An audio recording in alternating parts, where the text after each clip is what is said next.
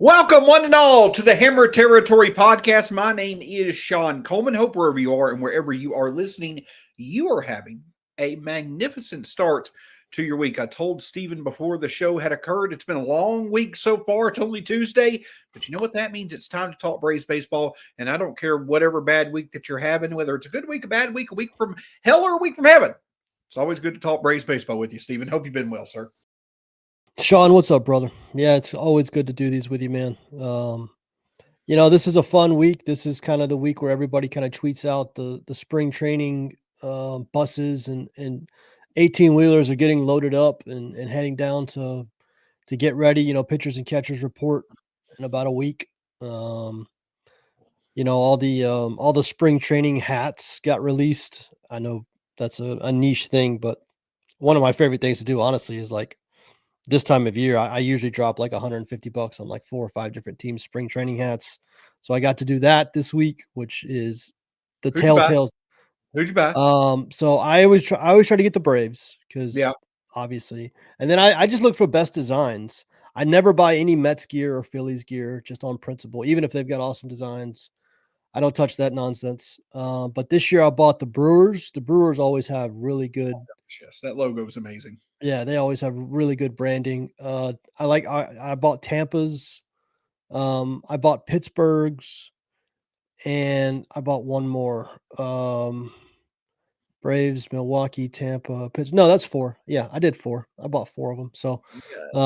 I'm a big spring training hat guy. I like the kind of the off color, off brand stuff they do on spring training. So, but yeah, we're kind of here. We're football season. We got one more game. Obviously, Super Bowl's on Sunday, and then after that, it's springtime. It's March Madness, and it's baseball. It's my favorite time of year, personally. So yeah, excited. We got some stuff to talk about tonight. We're going to talk about a couple moves, and then one of the more important guys on the roster kind of season he's going to have. But yeah, it's always good to do these with you, man. Yep, same here. And yeah, no, the Diamondbacks, they always have a fun. Diamondbacks is I almost bought that one. Yeah, It was a little too out there for me this year. sure, I think sure, I yeah, I think I bought theirs last year. I have to yeah. go back and look, but yeah, spring training hats are fun. Yeah, they typically do a good job when it comes to spring training hats. But as you mentioned, we got plenty to discuss. Hammer territory, part of the foul territory family of podcasts. And listen, we're all excited because we've seen the move made. We've got Jerks and Profar, in the as the one major move in the clubhouse so far. I know that there's been some rumblings out there that the Braves could potentially make other moves, and there's a good chance Alex Anthopoulos himself said we could go into spring training. But we still have had plenty of great content for you when it comes to special guests. For instance, me and Steven have had the chance to talk with various people such as Grant McCauley, Ben Badler, AJ Przinsky, recently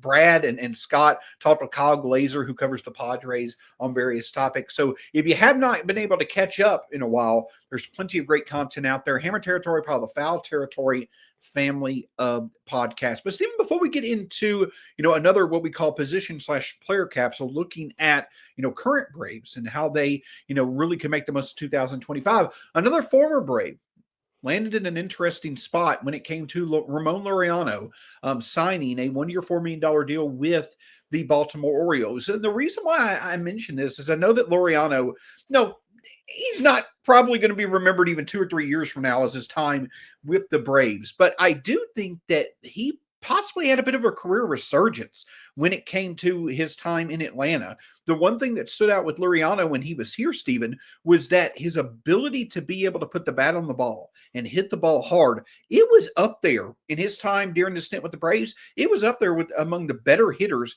in baseball. It seemed like he kind of recaptured some of the success he had earlier in his career. I don't necessarily know what role he'll have other than possibly being a platoon outfielder with the Orioles, but it does go to show that once again, even if the Braves don't retain these players, they do a good job of helping these players recapture some of their best practices that really unlock their potential. And I think we could see Laureano carry over some of his success from last year into this season. Yeah, we're kind of that time of year where a lot of guys are signing these 1-year kind of $5 million bench platoon outfield roles. I think Randall Grichuk just signed one of these with with the Diamondbacks today as well. You're going to see a lot of those over the next week. Basically, these guys kind of wait all off season for their name to get called, hoping that somebody will call with at very least a major league job. A lot of them will end up taking minor league deals, but yeah, I mean, you're going to see a number of these, and obviously Laureano had a really good year last year with the Braves. It was probably a little fluky, if we're Yeah. being honest. That's not something I would have bet on. I think Laureano's arbitration number was like 6 million, and then he got 4 million on the open market. So it probably justifies the Braves non-tendering him. He probably wasn't quite worth what his arbitration number was. But I'm happy for him. He was massive for the Braves. I don't think the Braves win the division. I mean, they didn't win the division. I don't think they make the playoffs without Laureano last year. The outfield just, with Acuna hurt, Michael Harris was hurt. Kelenic and Duvall were both different levels of bad for most of the year. Laureano kind of saved them in a lot of ways. And I'm happy for. I thought maybe the Braves might try it again. Obviously they signed De La Cruz and then they added Profar, so the need for an outfielder declined very quickly for the Braves. But yeah, good for him. You're going to see a lot of these deals. 1 year 4 million, 1 year 5 million is the exact same deal the Braves gave Duvall last year. So it's very common. And this time of year, everybody's trying to shore up their bench, shore up the weak side of a platoon or something like that. So this is kind of the time these guys sign. But good for Laureano. I'll be rooting for him. He's not going to play a ton in Baltimore. They've got a deep, deep, deep lineup and a deep farm system full of outfielders. So he's probably not going to play a ton, but you know, he's still on a major league roster. And after he got DFA'd last year, that wasn't a guarantee. So good for him. And it also seems to go back to the fact that, we talk about, all these moves being made. But I think that one thing that, kind of goes under the radar at times, I know I talk about it a lot because he's just so consistent in this aspect of doing his job that so many GMs have a hard time doing, is that in season, whether it be through trade or whether it be through waiver wire pickup or things like that, it's the move on the margins, the master of the move on the margins that I talk about with Alex Anthopoulos. Being able to turn, non-elite prospects into useful major leaguers, being able to bring in guys who were, let go elsewhere to come in and be productive major leaguers here. Ramon Laureano, Gio Urshela, Whit Merrifield, all last year did it. I'm not saying that Alex Anthopoulos is betting on that, and that's the reason why he's slow this offseason. But I think that what it does show is that even if the Braves, again, don't do as much heavy lifting this offseason as many would expect them to, one of the things that Alex Anthopoulos stands out about among his peers is in-season moves. And I think that, once again, it's important to point that out. Where the offseason may not work out with all the needs being met, Alex Anthopoulos is going to keep a hand on his pulse or a hand on the pulse of the situation and make the most of it, because I think he'll make other productive moves as we go along. Yeah, I mean, he's always kept money. He always keeps money on the side just for that situation. Obviously, last year, it was an unusual situation with the number of injuries they had. We've talked about before, the Braves aren't the deepest in terms of a farm system, especially in the higher levels, double A, triple A, especially on the position player side. So anytime they experience injuries like they did last year, the Braves are going to have to be, monsters of the waiver wire. And Alex was last year. He'll probably do it again this year as needs pop up. But yeah, I mean, he's been good at it. Urshela was amazing. Whit Merrifield was amazing. Laureano, obviously, everybody knows. So it really did save the Braves last year. I really hope we don't have to have that same conversation this year about who, which guy off the scrap heap Alex is going to sign to be the starting third baseman. I would much rather have a talk about Austin Riley's, MVP year or Ronald Acuna Jr.'s MVP year. But yeah, when he's needed it, when he's had to have it, Anthopoulos has always been able to go get guys and turn them into a productive player. Nicky Lopez. I mean, they've always been able to go get fringe guys and turn them into something. So it's a good skill to have. And, I would love to not have to use it again, but my guess is the Braves are going to need it again at some point.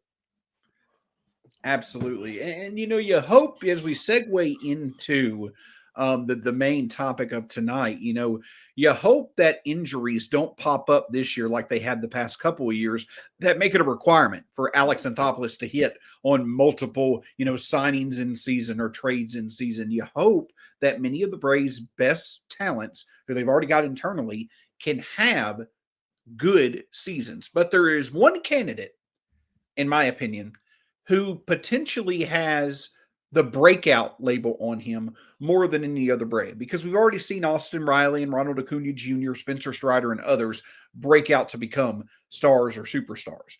But the name Michael Harris II stands out as being the one player on this Braves team who I think has already flashed star potential, especially with his glove, but you see the potential for there to be a superstar, not only in terms of his talent, but in terms of a personality. He's beloved by many in the Braves fan base, and for good reason. But Stephen, before we get into the reasons why it's there to be optimistic for 2025, I think if we kind of take a step back and look at his 2024 season as a whole, at least offensively, it was a bit disappointing at times, especially early in the season. When you look at Michael Harris II's, early start to the season as he was trying to kind of figure things out, what do you take from his 2024 season when it came to over the long haul before we get into some encouraging segments of the season?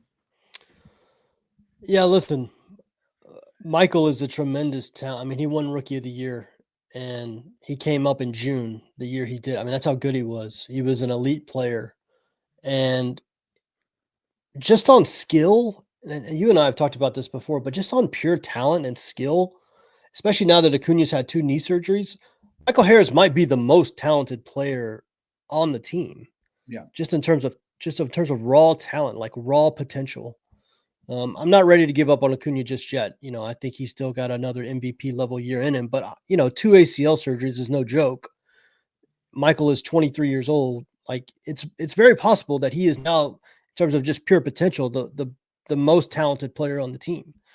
And the things that have always concerned me about Michael are his inability to take walks, and that hurts him a ton because his on base percentage really struggles when he's not running a high batting average, and that's a tough way to go through life. If you have to be running a high batting average to run a high OBP, it can get dicey. And I don't like seeing guys at like 4% walk rates. Those are very low numbers, and it's very hard to meet your offensive potential when you're walking that little. So the walks scare me, and then kind of along with the walks is the chase rate, is how often he swings at bad pitches. And obviously that's tied to walking, but it's not just about strikeouts and walks. It's about how many times he makes contact on a bad pitch and rolls over to second. You know, Swinging at bad pitches it can it can literally wreck your entire offensive career. I mean, we watched Javi Baez.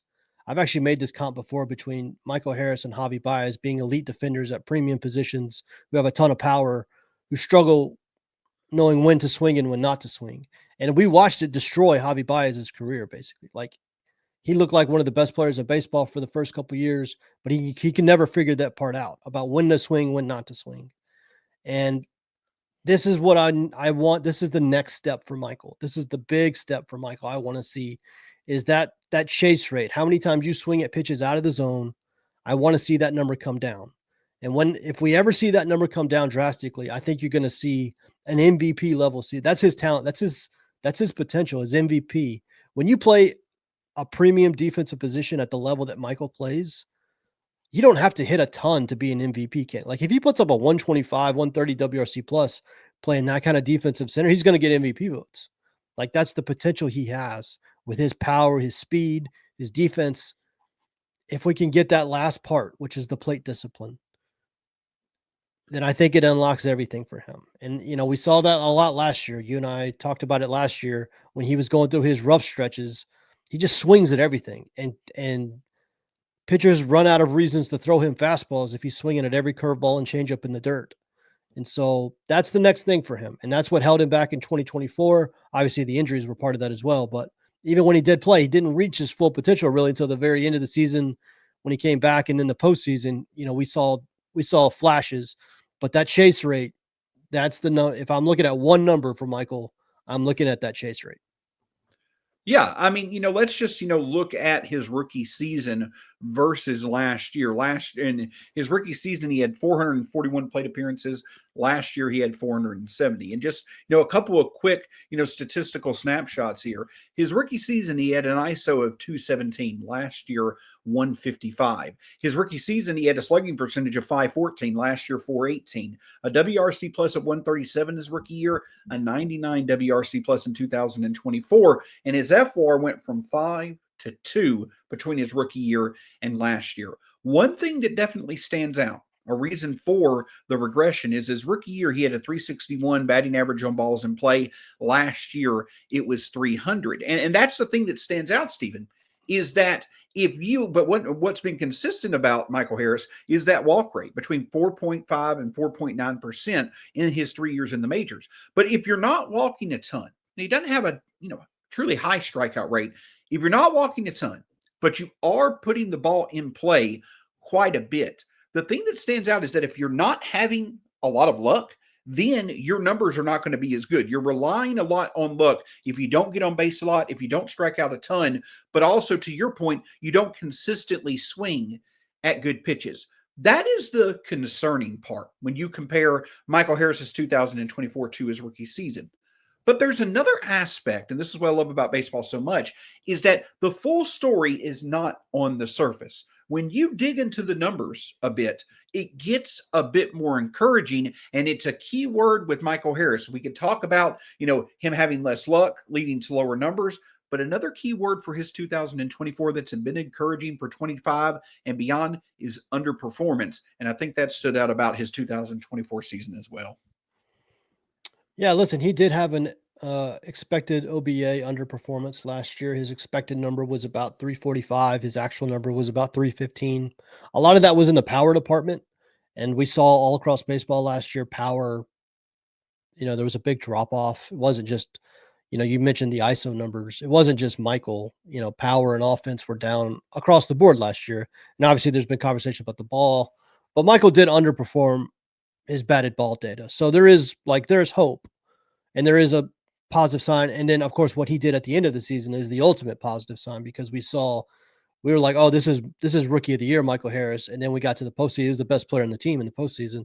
Obviously it was a very short postseason. It was 2 games, but the thing with Michael is when he chases, it doesn't lead to strikeouts like it does with Baez, for instance, since we made that comparison earlier. His swings don't lead to strikeouts. His swings on bad pitches lead to ground balls. And Michael has always run a relatively high ground ball rate. I think he ran like 51% last year. I think he's done one season, he had like 57%. So that's high. And and that's where, especially when guys pitch him low in the zone, beneath the zone, changeups down, curveballs down, sliders down, and he swings that, he is always hitting the top of the ball. And that's where you get it. That's where he gets into his funks. He gets that roll over to second, that Ender Inciarte roll over to second from a lefty that it just zaps all of your production, because you're not going to beat that out. It's such a weak hit or a weak, batted ball. Very rarely is it going to be an error or anything. It just kills your production. And so if he cleans that up, and that's why the chase rate is so important to me. He grounds out a lot because of the chase rate, because he's swinging at so many pitches down in the zone. If he cleans up the chase rate, the ground ball rate will go down as well. And then you can get into more of that power. He hits the ball very hard on average. Like he's at like 91%. 91 miles per hour for his average exit velocity, which is above average, especially for a guy who plays center field. That's, you could do a lot of damage with 91 mile an hour average exit velocity. You just got to get. I don't mean to interrupt. To your point, when he's in the zone, when he's locked in and hitting the ball hard, he also is a underrated candidate for prettiest swing in baseball. That left-handed swing, when it's on, is about as pretty as you see in today's game. Oh, and he's got light tower power. He hit a ball last year like 460 or something like that over the chop. Like he has got unbelievable power when he's going right, and he's swinging at pitches in the zone. He's not swinging below the zone, hitting the top of the ball, rolling off the second. Like the potential is so high if he can just swing at good pitches. If he just swings at strikes, Michael Harris will get MVP votes next year. Like I think it's that simple. If Michael Harris just swings at strikes, Now, a lot of guys can say that. It's obviously much easier said than done. It's major league pitching. They have major league breaking balls, major league changeups. It's not easy, right? It's one of those things. It's simple, but it's not easy. So he's, but that's the number for him is the chase rate. If he gets that down, the the ground balls will go down. That means the fly balls will go up. That means the power will go up. That means the walks will go up. Now you're into like an MVP level profile where you're getting walks, you're getting power. You have elite defense at a premium position. And that's where MVPs come from. And that's what I mean. If the chase rate comes down, then the sky is the limit for this kid. And so that's in terms of what I'm going to be watching early in 2025, specifically for him.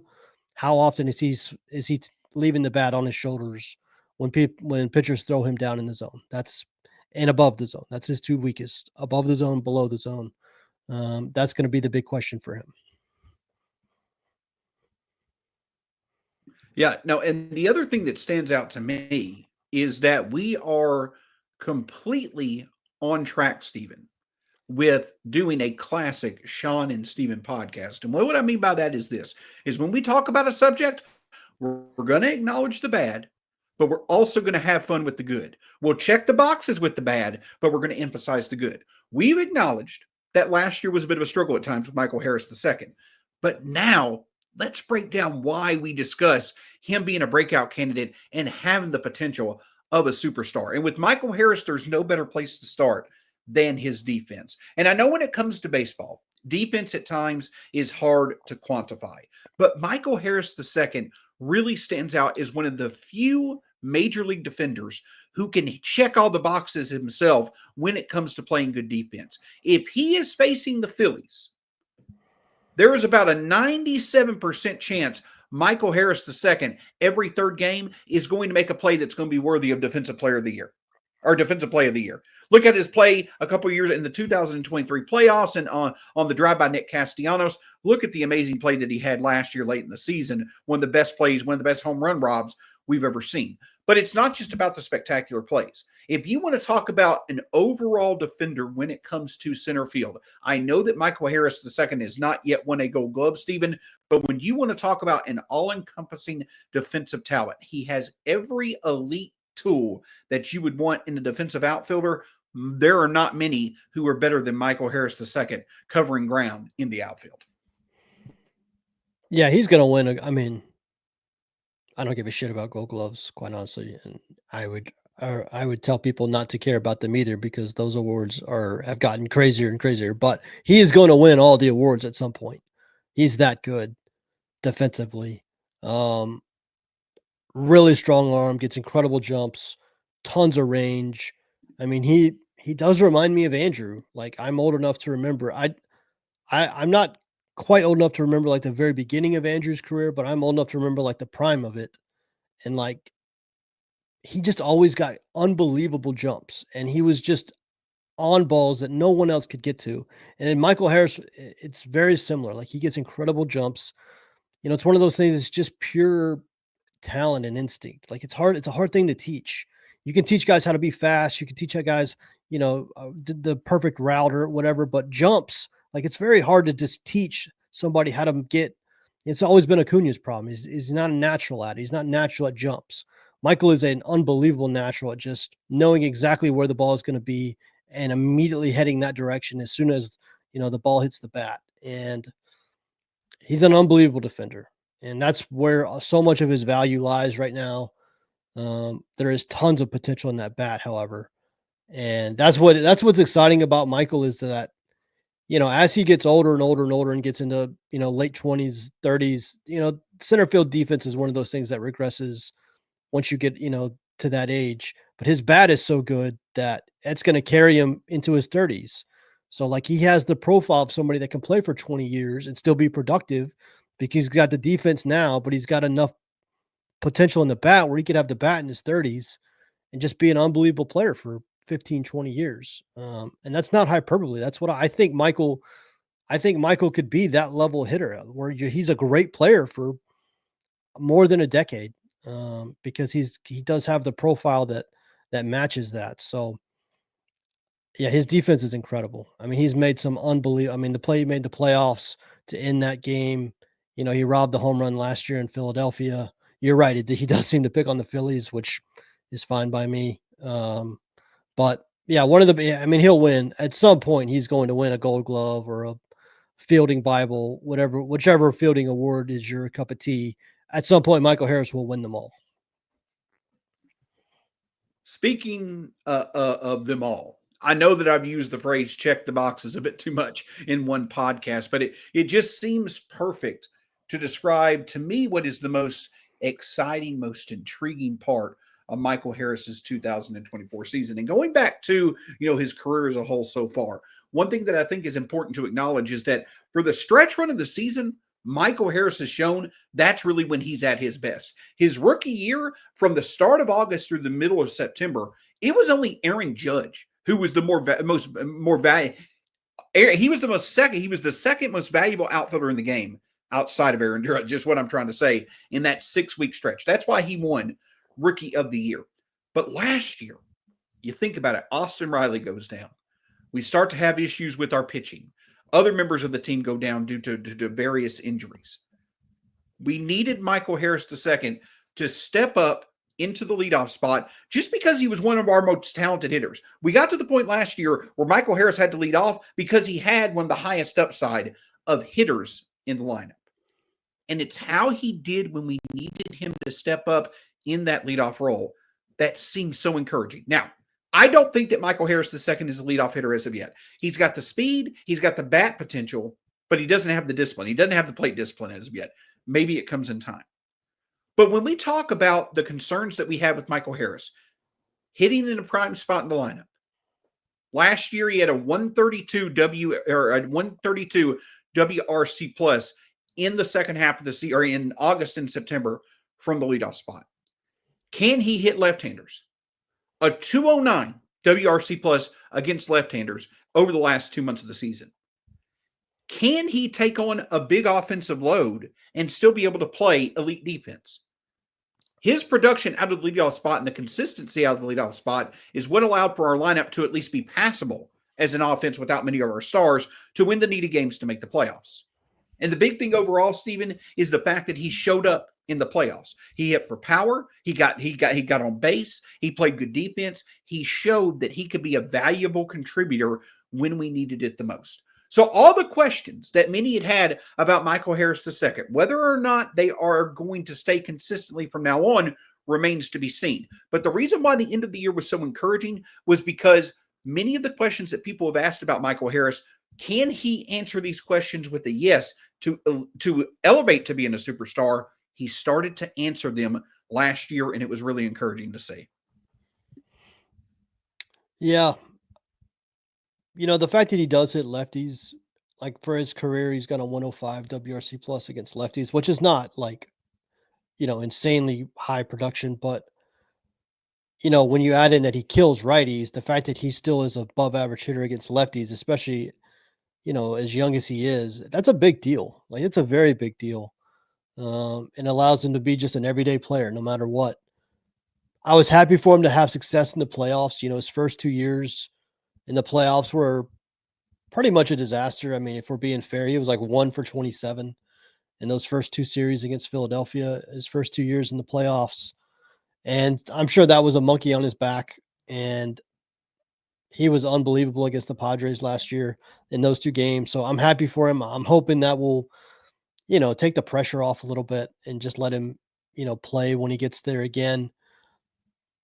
I agree with you. I don't think he's a leadoff hitter. You have to be able to take pitches and walk more to be a leadoff hitter. But again, that's also the power of having Profar, who is a switch hitter, who takes pitches, who's very patient, has a high walk rate, right? With Acuna out, a lot of times Michael Harris just automatically gets put in that spot because there's really no one else to do it. Well, now the Braves have Profar. And so that's going to help Michael, who probably needs to be in the middle, to lower middle part of the order. Now he can kind of stay there even when Acuna's out, because I'm guessing Profar is going to lead off while Acuna is out. So, but I think Michael could be a leadoff hitter at some point. He's just got to, plate discipline. It is something you can improve on. It is something that we have seen players get better at as they get older, get used to the league more. So I'm not completely ruling it out. It's just at this point, the profile is certainly not one of a leadoff hitter. So that's the important part of Profar. But all the potential in the world, there is no. I mean, again, I haven't given up on Acuna just yet. Still being the best player in the world. But if you want to tell me that the player with the most potential out of anybody in the Braves organization is Michael Harris, I'm not going to argue too much. I certainly believe he's at least second. I think second is the lowest you could put him. So he is an unbelievable player, and he's an unbelievable potential player, like MVP level player. And like I said, I think his glove can carry him, as a premium center fielder for the first 10 years of his career. And I think his bat could carry him for another 10 years. I really, maybe as a corner outfit, I think he's got longevity in this game. He's got to stay healthy, of course. But if he can clean up that chase rate, which should lower the ground ball rate, which should increase the walk rate, like it's all tied together. And just that one fix alone, I think would elevate his game to all-star / MVP level player. And 2020, there's no time like the present. 2025 would be absolutely my favorite time for him to do it. I'm rooting like crazy for him. He's an incredible kid. Like, he's the nicest kid in the world. He's big on social media. He's got a hilarious personality. People love him in the clubhouse. Like, he's a great kid. And I think he's one adjustment away from being a perennial MVP type player. And that's that chase rate. And we'll see how he does, coming into 2025. I guess I'm going to go uncharacteristic here and look at it from, again, one other perspective, another twist in this conversation. If Michael Harris II can take what he did at the end of last year and pull it over to the start of this season, that'll be such a huge boost to the Braves.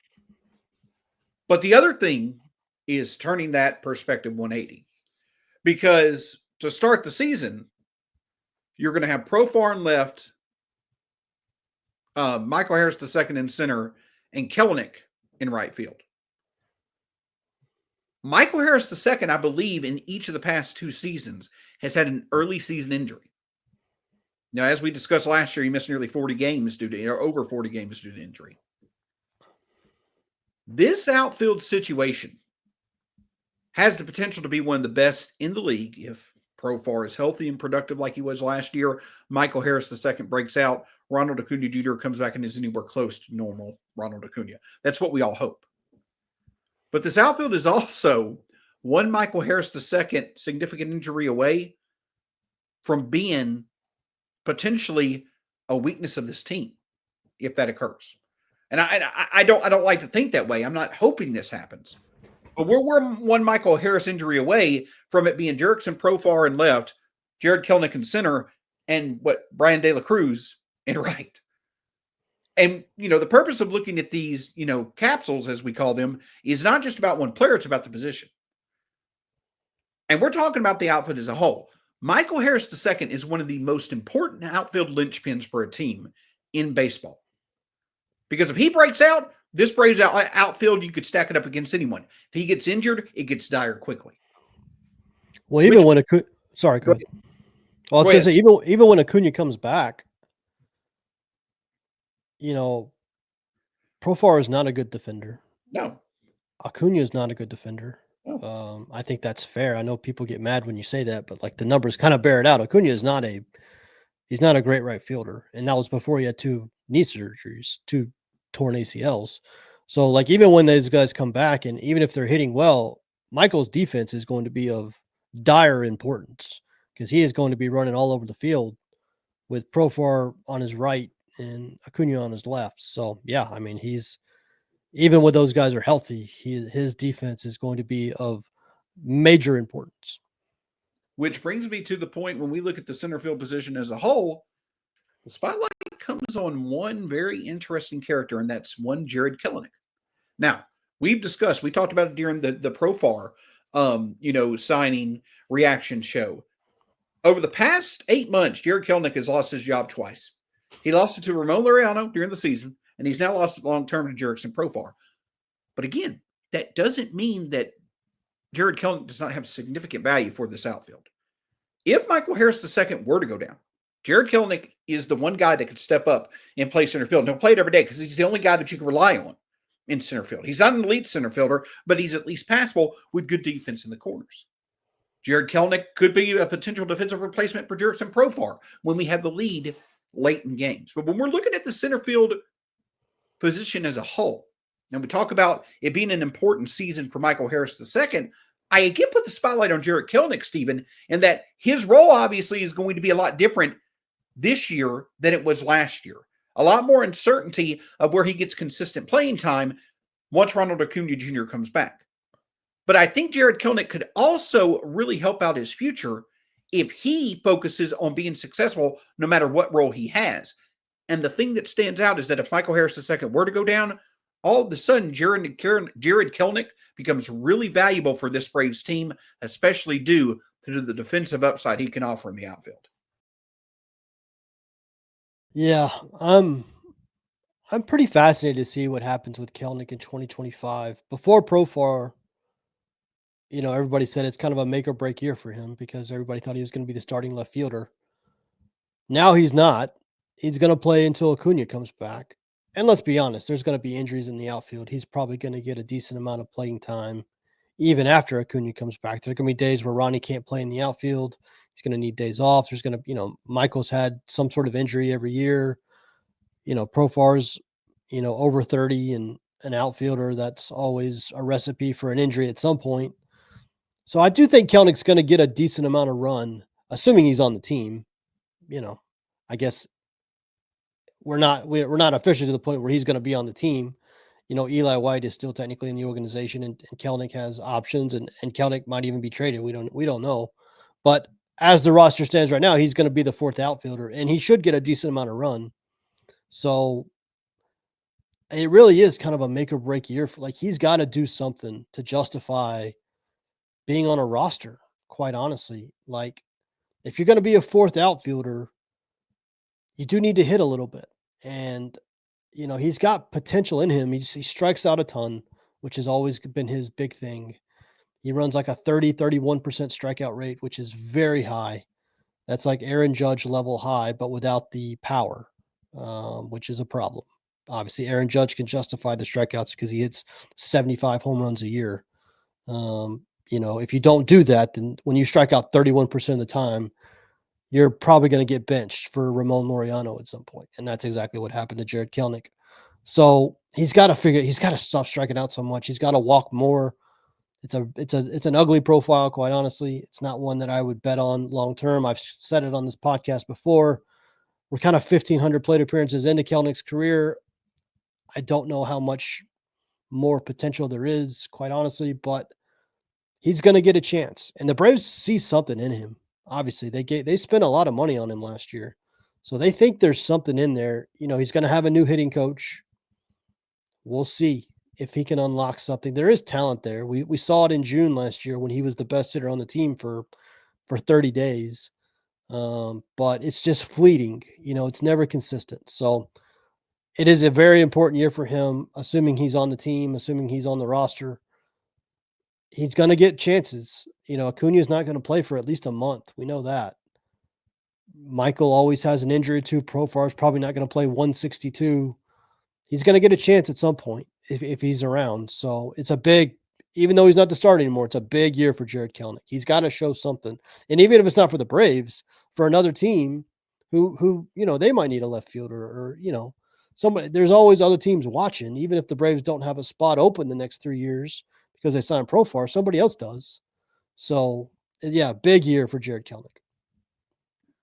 And it's probably an insignificant fact, but let's also, point out that Tim Hires, is the new hitting coach for the Braves. And he's someone that we're talking about two young outfielders mainly when we're focusing on this center field position. We're talking about Michael Harris II and Jared Kelenic.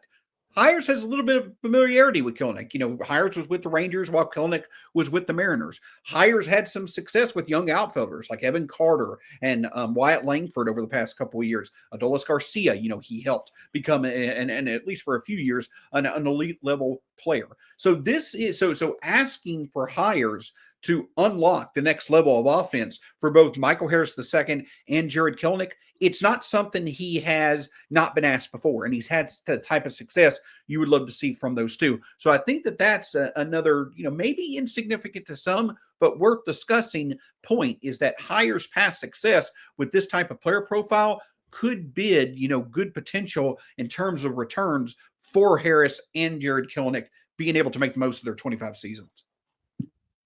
Yeah. And listen, if Kelenic plays well, I mean, that's a good problem to have. The Braves have run out of outfielders like 3 of the last 4 years, and Alex has had to go acquire multiple guys at the trade deadline. So, Ronald's always going to need days off. I mean, we saw in 22 when he came back from the ACL that he just wasn't quite the same guy. He needed days off. Kelenic being good is a fantastic problem for the Braves. And, he could really rewrite the story of his career if he starts to show some growth in some of these areas. The problem is he's run the exact same profile for like 3 straight years now. And, you got to show some growth somewhere or you're not going to be around much longer and you're not going to be in the majors much longer, especially when you have a minor league option like he does. So yeah, big year for Kelenic. Tim Hires could certainly help him, but for Michael Harris, I don't want to say I'm predicting him to be an MVP level player because that's not fair to him. That's an incredible expectation to put on somebody, but I kind of am. I kind of expect him to really use last year, the end of last year in the playoffs last year as a jump off point for 2025 and be like an MVP level player for the Braves in 2025. I would love to see it. I think he's that good, and I think he's that talented. And I think we could get to the end of this year, and every Braves fan agrees that the most talented player on the team is now Michael Harris. Like he's got that level of ability in him. Steven, remind me again, where's the 2025 All-Star Game occurring? It's occurring in Truist Park in Cobb County, Georgia. How about Michael Harris manning center field for the National League team? Has he made an All-Star team yet? No, because he came up so late in his rookie year. Yeah. Yep. How about this? We won't say that he's to an MVP level yet, but we'll compromise. What me and Steven are predicting for Michael Harris II, his first Gold Glove and his first All-Star selection. I like it. 2025. He's got to stay healthy. Yes. We need to try to play like at least 150 games possible. He's never done that before. So we got to stay healthy and we got to stop swinging at crap in the dirt. We do those two things, Michael Harris is going to get MVP votes. And more than anything, just Michael Harris, if you happen to listen to this show, just stay true to yourself because you're a hell of a guy. I know you could say that about several people across baseball, but Michael Harris II just seems like a genuinely great guy, just one that you're lucky that the Braves have in the clubhouse, especially with all the departures that they have going on. But just a fan favorite for good reason, someone who knows how to interact with the fans, just a really good personality. And it's always fun to see him when he's playing baseball good. He's a great ambassador for the game, and you hope that you see it plenty of times this season. They got to film a different commercial, though. They showed that Ford Bronco commercial 75,000 times last year. We got to get a different commercial. If I'm Michael Harris, I'm like, guys, please stop showing this damn commercial. You guys show it. Like, he's probably sick of it at this point. We need another commercial. Maybe a couple of them so we can rotate them through. I'm not a PR guy, but that's just my suggestion. We can't play the same commercial 1,000 times. That's no one wins there. So it's a beautiful blue Ford Bronco, as everybody saw, but we need another commercial. How about we do multiple commercials where he shows off a Gold Glove in one, I love it. Bat in the other, and a World Series ring. Just play highlights. Just play him robbing home runs from the Philadelphia Phillies for 30-second spot. I'll take it. There you go. Well, guys, it's been a pleasure talking with you once again here on the Hammer Territory podcast. Michael Harris II, we truly feel internal improvement, I think, is going to be the biggest either story of success or struggle for the Braves in 2025 for them to live up to the potential that we all know that they have. But again, if there's one breakout candidate who we're all going to be hoping truly breaks out, it'll be Michael Harris II, manning center field for the Braves. For Stephen Tolbert, you can find him at B_Outliers on Twitter/X. My name is Shawn Coleman. You can find me at StatsSAC. You can find Hammer Territory across all forms of social media. And Foul Territory, we're part of the Foul Territory family of podcasts. So many great podcasts from Foul Territory popping up all over the place. Make sure you check them out. But until next time, for Stephen Tolbert, my name's Shawn Coleman. Go Braves. We'll talk to you again soon here on the Hammer Territory podcast.